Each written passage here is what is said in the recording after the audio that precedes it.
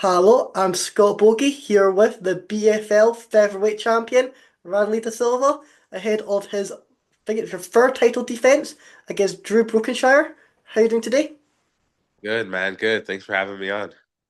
And this is must be you must have your normal routine now heading into the title defenses.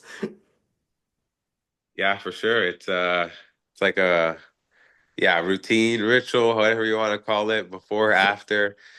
Starts with me having to mentally hype myself up for the opponent, whoever I'm facing, right? Because training camps are super hard and grueling. It's you can't you're not going to be able to just kind of rough your way through it, just like, oh yeah, I'll do it, I'll go each day by day, because 2 months of work like that on your body, you need a real reason, a real motivation. And I'm lucky that I'm so young in my career that every test feels like a new test. So it's really easy to get excited about it because it's something new each time. So right now I'm really lucky to be fighting a veteran, and giving me all the motivation I need to wake up every morning and put myself through it. So yeah, that's kind of the pre-fight ritual, and then and then after the fight, I also have my rituals. Just go with my friends and family to a nice restaurant, lay the belt on the table, have a good toast, and talk about what's next. Exactly. And how do you feel like Drew's gonna come into this fight? Do you feel like he's just gonna look to try and move this fight onto the ground as quickly as he can? I mean, Drew's a veteran, man. He's literally like the most well-rounded guy I fought. I was saying, I fought guys better in each realm than him. Yeah. Like Maxine, the guy I fought, is a better kickboxer. Caleb, the Mexican guy I fought, has way more punching power in boxing. The last dude I fought is a much bigger, stronger wrestler. Like, I fought guys who are better in each area, but Drew really puts it together, and he's the most well-rounded, most experienced guys I fought. So I think it makes sense if you're looking at his record that he does get most of his wins by finishes or decision. It's going to be hard to get a decision over me because I'm, like, a very well cardioed Yeah. grappler. So, and I'm bigger and more physical. So it's going to be hard to win minutes against me. He's going to probably have to look to get a finish on the ground, because if we're talking on the feet, I'm going to be more powerful, a lot more explosive and athletic. So it makes sense, and a lot of people have been telling me it only makes sense for his best chance would to be to try to get me down and have his offensive grappling be his best way to victory. But it's gonna be hard, man. It's gonna be hard. I'm training with guys who are insanely good wrestlers, insanely good grapplers, and I put it on myself that Drew's gonna be better than all of them. So that if he falters in any of those areas, then it's going to be a problem for him. And how is your gym? Do you have lots of different guys in there that does replicate a lot of styles, or do you try to go out there and try to hunt for these training partners that replicate your opponent's style? No, I have a lot of dudes. I have a lot of different guys, a lot of different amateurs, pros. I don't know if you know Jamie Siraj. He just won the Tough Enough featherweight belt. Yeah, He's 12-2 as a professional. He's a featherweight, roughly the same size as Drew. Uh, but he's younger and in his prime and really tough and powerful and been training just as long as Drew has. So he's like a perfect training partner. I have, Achilles Estremidura. He fought in the Contender Series. A guy who gets knockouts in most of his fights, extremely crisp boxing and with powerful, fast hands. My other training partner, Naveed Zangani, a multiple-time world champion wrestler who's been training wrestling since he was 5, extremely yeah. strong, like freakishly strong. So it's like I'm getting looks that obviously can match his, but I know that if he was to go up against any of my training partners, they'd probably put him away too. So it's and even that, I just mentally think to myself, he's gonna be better in each area than them. So Yeah. if he isn't, it's gonna be a problem. So, but I do have, like, the proper training partners, and definitely I do go around to other places anyways, just because it's a small city, and I like to I like to get different looks for different things. But as far as my MMA gym, I have all the looks I need. Exactly. And like you were saying, a lot of your title fights and your fights, all of them have been in a lot better in certain areas. Do you feel like that has shown like the whole world your skills that you're going up to these guys in these specialist areas and you are able to get that victory. Yeah, it does, but at the same time, I feel like I haven't really shown the world anything. Like, I feel like I'm still relatively unknown, and I feel like I haven't done anything with my career. Like, that's personally how I feel. Like, other people are always trying to high five me, like, "Oh, wow, you're the champ and stuff, and you're getting knockouts." Sometimes I'm embarrassed when I think about my career because I've been training since I was 5. And I should have been doing this a long time ago, but I also have to realize, everyone has their own story to write, everyone has their own moment. And I just feel like right now is really my moment, and I'm finally living my destiny and walking in the footsteps that I should have been walking my entire life. So it's good, but I just feel like I haven't done enough. And Drew's given me the opportunity to prove myself this coming next week and to be able to make a name off what he's done, which is what all veterans in MMA at one point have to do, which is, give a chance to the next up and coming guy. And he's doing that, and I give him all the, respect in the world for that. And how did it feel knowing on this card there's at least 5 championships that are on the line? How did it feel knowing that you're main eventing this event? The organization has that faith to put you at the very top. Well, I mean, last time I was fighting, I wasn't supposed to be the main event, but I came in and replaced that spot, and I think I did a good job. Got the crowd excited, paid their money, got their money's worth out of that. So, I think it makes sense because I've proven I can. To me, it doesn't matter about what position. I could be the first fight of the night. It doesn't. All I'm thinking about is winning either way. But it's pretty nice to know that they have that faith in me, and also that it kind of makes sense because I think I might be the most title defenses out of all those other fights. So it Yeah. would make sense because I would say I'm probably the most established champion right now, in between me and maybe Ali Wazook. So it makes sense, and I think I can. I'm even. So even when I do sometimes have a different game plan, like I'm always a naturally exciting fighter when it comes to striking, like I'm very dynamic and all that stuff. So it all depends who they put in front of me and what they present, what kind of challenge they present, will depend what kind of game plan I have. So like I said, I'm super grateful and excited to be given the attention to be the main event. And yeah, I look to capitalize on it. And how big was it for the UFC coming back to Canada? They had a few events last year, and your Canadian fighters are doing well. You have Jasmine doing her thing in the women's division. You have Mike Mallet, Brian Kelleher. How big is it for Canadian MMA knowing that these guys are doing their thing in the top organization? Yeah, they're doing their thing, especially out east, I would say right now. So it's awesome having the UFC back. It was great going to the Edmonton show. I went down there, and I just want to bring back the hype for the West Coast. Before it was like Rory McDonald, he was doing great for the West Coast here at MMA, and I feel like it's died down. It's been mostly the East Coast, like Ontario and stuff like that. So. Yeah, man, I just want to bring back the hype for the West Coast of Canada, and show that it's not just a bunch of hippies and potheads here in Vancouver that don't like fighting, right? Because we do love fighting. Every time UFC comes to Vancouver, we sell out the arena right away. We're at all the events, so we deserve to have someone in there. Like right now, we have the women in there, and they're killing it. Like Lupe Godinez, um, Jamie Horse, so. I need to do it for the men as well. We got to show that we're fighters too, and we come from a city of great martial arts heritage. Because I grew up here in Vancouver. My family grew up for like the last 30 years has been doing capoeira here in the city, growing the martial arts. So it's good to show that not only is capoeira here viable in MMA, but the MMA scene here is viable at a UFC level. Exactly, and you're not far off getting that opportunity because Yeah.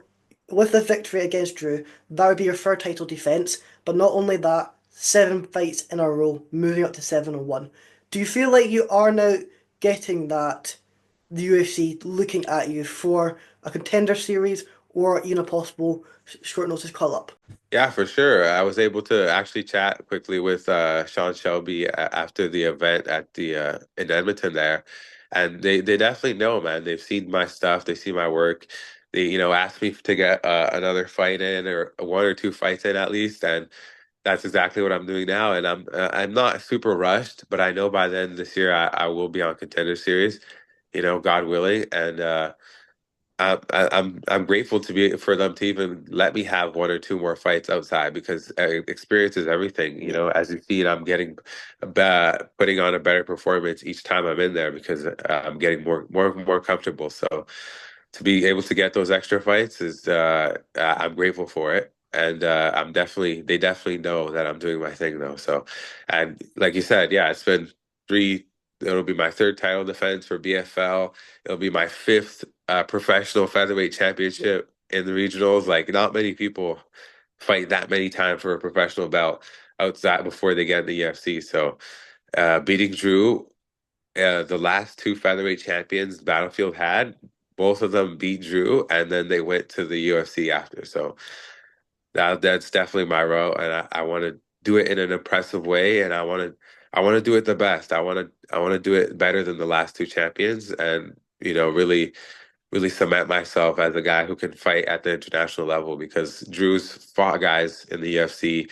He's beaten guys from the UFC. So he's definitely that test that shows that if I can beat him, I definitely should be in there. Exactly. And I was speaking to a fighter not long ago, and it kind of surprised me. Obviously, as fans, we do love the quick finishes and the fast stoppages. However, as a fighter, from what they were saying, they prefer to go longer in the fight to get those extra rounds to show off the arsenal because you have been training for so long. You don't want to be just in and out. What's your view on that? Um, I feel personally like, especially the first time I'm fighting a 5 round fight, you want to know how you can do in 5 rounds. It's always like unknown to be like, okay, I do it in the gym all the time, but how am I going to do 5 rounds in a fight? And to be able to go through that 5 rounds and feel like amazing, that to me was a massive hurdle to cross. Like there's a big thing to check off my list, and obviously we don't get paid by the minute, so it doesn't you'd want to be out of there quicker. But I mean, personally, I'm the kind of guy that builds into fights. Like I build into, like, I get more comfortable as the time goes on. So it's a hard thing because like I would love to get them out of there quick, but I know that every minute that passes, I'm gonna be more comfortable and more dangerous. So uh, it I'm not looking to make it long, but I'm prepared to. I'm not Yeah. looking to, let go all 5 rounds, but I'm more than prepared to because that I assume that's what's going to happen, and I never assume I'm going to get a first round finish because if you go in there assuming that and you don't, you're going to set yourself up to be in a terrible position. So. If you set yourself up to be I'm gonna go 5 rounds and you finish them in one, then you're excited. You're like, wow, that was awesome. But if you set yourself up to say I'm finishing them in one and you don't, you're not going to be feeling awesome. So And what changes do you feel like you're going to have to make to your game when you do move to that UFC? Because obviously you have been preparing for these 5 round fights. You are able to have that wee slower build, whereas you're back down to 3 rounds. You're needing to pick up that pace just a little bit quicker. yeah, no, that's so true. And I was even thinking after this one, if I can get another one, I would want it to be a 3 round fight just to adjust to the pace a little bit. Yeah, just basically just knowing that less time, like I don't have to worry as much as about, oh, if I go all out right now, then I got, another 5 rounds possibly to, uh, try to maintain the cardio. But 3 rounds, it goes by quick. You can do anything for 15 minutes, man. You can stand on your head for 15 minutes. It's like it'll go by quick. So definitely that's something I want to work on. Um, as well, just my physicality, guys at the higher level, Yep. I don't know what they're on, but they're pretty big and they're pretty physical. So I just want to, work on my physicality, work on, the 3 round pace, obviously, and just keep getting better, man, all around. There's obviously I want to get my boxing better, my kicks, everything. So, but yeah, just the two main things I want to get my strength conditioning to a UFC level, which I feel it's almost there, but I can keep working on it because I did martial arts my whole life. I focus more on the skills, And now when you're getting older, you realize like how much some physicality matters when two guys are pretty evenly matched skill wise, and then the guy who's more physical will probably win that. So yeah, just physicality, 3 round stuff, and as well just my whole game in general. But So, like you're saying, if you do get another fight before that UFC, you're wanting that to be a 3 round fight. Could that potentially be a different weight class? I know you've been in lightweight when you went into BFL. yeah, whatever can get me a fight, sometimes it's hard when you're a champ and then you try to fight without the belt. It's a Yeah. lot harder to get a fight. For me, it was impossible to get a fight until I fought for a belt, and that's why the promoters in town were making me fight for belts because I wasn't getting fights unless I was for a belt. So once I would get the belt, then it's a lot easier to get guys coming in, and it's worked out like that. So we'll see how it goes. We'll see how it goes. It's not easy getting me fights anymore. So I definitely want another one. I definitely want a 3 round one after this, and yeah, hopefully we can make it happen before May. I was thinking I want to fight one more time before May comes, so I can be ready to do a 2 3 month preparation for a contender series call up, maybe. So we'll see. And how hard is it maintaining that training? Because do you also work as well, or are you done with doing this full time? Yeah, I do work when I'm not in full training camp. So I'll be doing like I'll be on movie sets, video game sets, just work, modeling, whatever I can do with my body, because that's all I've done is like use my body and train uh physically. So, all the work I can do with my body as a self-employed performer, basically, I do. And I'm lucky it offers me a lifestyle where it makes sense to stay in shape for fighting and for movies because you never know when you're gonna get a call up. It's gonna be a long day. You're gonna have to be doing a lot of physical activities on set.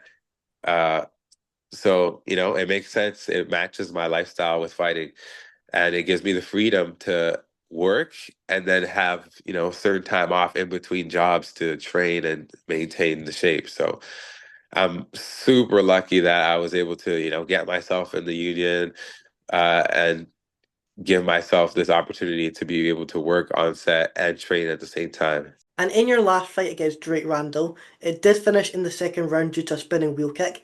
That must have been a highlight reel knockout that you'd like to replay. Yeah, I've watched it a good 20 times. I'm not, honestly, I feel it's one of those ones where it's like I didn't really have to replay it much because it was just everywhere. People would send it and replay it and all that stuff. And like I said, like I was probably the most satisfying moment was after when I was celebrating the cage and then I calmed down a bit and they showed the replay on the big screen. I looked at that and I said, that was nice. And then by the time I was out of the ring, out of the arena, and I was almost already over it. Like, so many people come up to you like, oh, that was awesome. No. I'm the kind of guy where it's like I have a hard time getting high fives so much. I don't know if it was just from being in such a strict like martial arts family where it's always like discipline and freaking criticism and you know what I mean? So for me, it's like I probably do better with criticism than I do with compliments. So by the time I was out of the arena. I was done with it, man. I was like, all right, on to the next. I'm thinking about the next thing. So, but it's still cool getting people coming up to you and stuff and, saying, oh my God, that was amazing. That was such an experience to watch. I was there maybe with my dad or whatever. And that was one of the best nights we ever had. So it's cool to give people that kind of experience because I'm a performer at the end of the day, right? I've been doing capoeira my whole life, and that's a performative art. So I'm really comfortable, and it brings me a lot of I guess, pleasure to give people an experience through my performance. And No how did you Diddy. feel? And how did you feel like the fight was going up until that second round? uh, it was going good, man. I feel like it was finally a fight where I was able to let my striking go. Yeah, And yeah, I feel like that's exactly what's happening. I was just getting comfortable on the feet.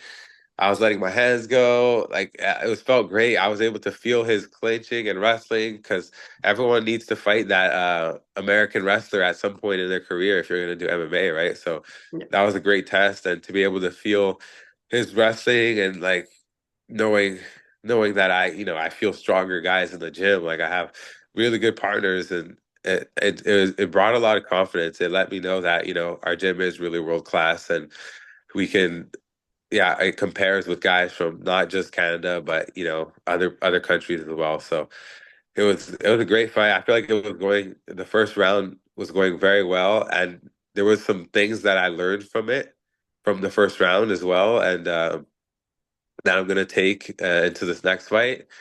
And yeah, the kick happened, I guess, in the second round pretty quickly. So it didn't have much to dwell on there for the Mhm. second round. But the first round, there were some things that you really learned about. Because I'm the kind of guy where I don't know if you watched my fights before that. I basically dominated for the in every single second of the fight. Yeah. Like I literally didn't lose even a minute in all the fights before that.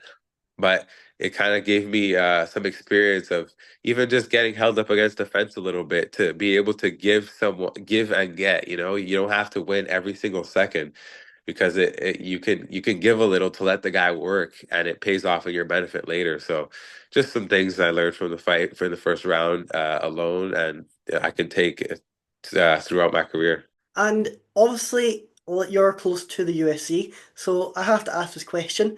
Is there anyone you're wanting to make that debut against in the UFC, or are you just, oh, it's open season, whoever wants it can get it? Oh man, I would love to get like one of those like short notice, like guy just outside the rankings or in the top 15 fights, like like how kind of how Diego got like and Lopez got a short notice, like Yeah. top fighter. I would love an opportunity like that where I'm just staying ready and then I get a short notice call to fight someone who's well established because I who wants to go through the bottom of the, division all the way up to the top, right? So if I feel like I'm ready to be in the UFC, I should be ready to fight anybody on the roster. And why not fight somebody who's more established, who's in the top 15 up there, even if it's a short notice thing and it's not in my favor. I think I have a chance against anybody if I'm ready to be in the UFC. So you should be ready like that. So do you feel like if the UFC were to come and the matchup, you didn't feel it was the best statistically, would you just pass that opportunity in favor of waiting to get that next one? Personally, no, because if you're in the UFC, you should. Well, that's just me. I've been training my like whole life, so I feel super well rounded in all assets, right? Like I can wrestle against world champion wrestlers. I can grapple jujitsu with world champion and black belts. I can do whatever each aspect I can do, you know what I mean? And if you feel like you need help with stylistic matchup favorable for you, then I don't know how long you're gonna last or how well you're gonna do or how high you're gonna go in the ceiling, right? I mean, in the sport, how high is your ceiling? So I feel like if you need that, you shouldn't really be fighting there, and it's going to be hard. So unless you're like some young guy in his early 20s who really needs to build up and needs those kind of matchups, I think you should be able to fight anybody. It doesn't matter the style. Exactly. And I know you're going to go out there, get a victory, and we'll be able to see you in that UFC very shortly. Thank you for coming on today. Is there anyone you're wanting to shout out or anything else you're wanting to say? Yeah, I might as well shout out my sponsors, man, because I Yeah. wouldn't be able to get to this fight without them. So, shouts out to Fairfax Partners. Those guys have literally been taking care of me like nobody's business. They've literally helped me out so much. Shout out to MGN Construction, um, Easy Bud Delivery, The Vape Father, I check Capoeira Vancouver, Pinnacle MMA, Axion Promo, and just Strike Recovery, obviously for keeping my body intact. Just these guys, man, they at this level, I've said it before, like you don't get much from helping a fighter. But so they're doing it really out of the goodness of their heart. And I just want to say that every time, thank those guys. So yeah. Well, I know you're going to go out there and get that title defense. Thank you for coming on once again. Appreciate it, man. Thanks for having me. We'll chat soon.